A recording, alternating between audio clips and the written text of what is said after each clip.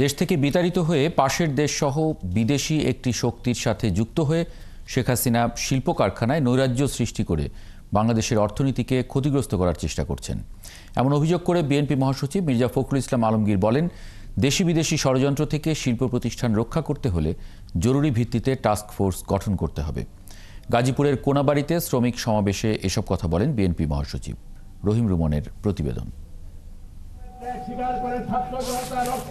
5 August ছাত্র জনতার গণ অভ্যুত্থানে শেখ হাসিনার পতনের পর গার্মেন্টস, ওষুধসহ বিভিন্ন শিল্প প্রতিষ্ঠানে অস্থিরতা তৈরির শুরু থেকেই এর পেছনে আওয়ামী লীগের সংশ্লিষ্টতার দাবি করে প্রতিবিপ্লবের অভিযোগ করে বিএনপি সহ বিভিন্ন রাজনৈতিক দল। বিভিন্ন শিল্প প্রতিষ্ঠানে সৃষ্টি হওয়া সেই বিশৃঙ্খলা প্রতিরোধ করে শান্তিপূর্ণ পরিবেশ বজায় রাখা এবং শ্রমিক কর্মচারীদের বেতন ভাতা নিয়মিত পরিশোধের দাবিতে গাজীপুরের কোনাবাড়িতে সমাবেশ করেছে শ্রমিক দল। সমাবেশকে কেন্দ্র করে সকাল থেকেই সাভার, আশুলিয়া, টাঙ্গাইল সহ আশপাশের এলাকা থেকে আসতে থাকেন নেতাকর্মীরা। সমাবেশ থেকে নেতারা হুঁশিয়ারি দেন, ছাত্র জনতার গণ অভ্যুত্থানে পরাজিত হয়ে পাশের দেশের সহায়তায় শিল্প প্রতিষ্ঠান সহ বিভিন্নভাবে যারা দেশে অস্থিরতা সৃষ্টি করছে তাদের চিহ্নিত করে আইনের আওতায় আনতে হবে। এই গাজীপুর শুধু নয়, যেখানে শ্রমিক অধ্যুষিত এবং মানুষের রুটি রুজির উপর হাত দেওয়া এবং করতেছে কাদের নামে? শ্রমিকদের নামে।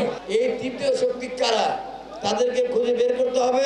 সমাবেশে বিএনপি মহাসচিব অভিযোগ করেন, আর কোনো উপায় না পেয়ে বিদেশি শক্তির সাথে যুক্ত হয়ে দেশের অর্থনীতিকে দুর্বল করতে শিল্প কারখানায় অস্থিরতা সৃষ্টি করছে শেখ হাসিনা ও তার দোসররা। এই গার্মেন্টস ফ্যাক্টরিগুলোকে যদি ক্ষতি করা যায় তাহলে বাংলাদেশের অর্থনীতি ঠিক থাকবে না। আর কারা করতে চায়?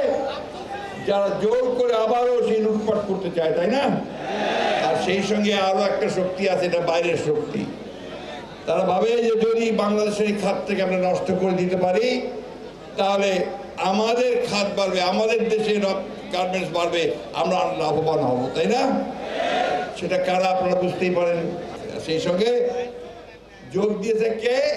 হাসিনা গিয়ে ওই ভারতেই যোগ দিয়েছে। দেশের শিল্প খাত রক্ষা করতে অন্তর্বর্তী সরকারের কাছে জরুরি ভিত্তিতে টাস্ক ফোর্স গঠন করে দায়ীদের বিরুদ্ধে ব্যবস্থা নেওয়ারও দাবি জানান তিনি। আমি অনুরোধ করব সরকারকে যে আপনারা অতি দ্রুত এই সমস্ত শিল্প কারখানাগুলো যেগুলো আপনার আমাদের অর্থনীতিতে সবচেয়ে বেশি অবদান রাখে তাদেরকে রক্ষা করবার জন্য ব্যবস্থা গ্রহণ করুন।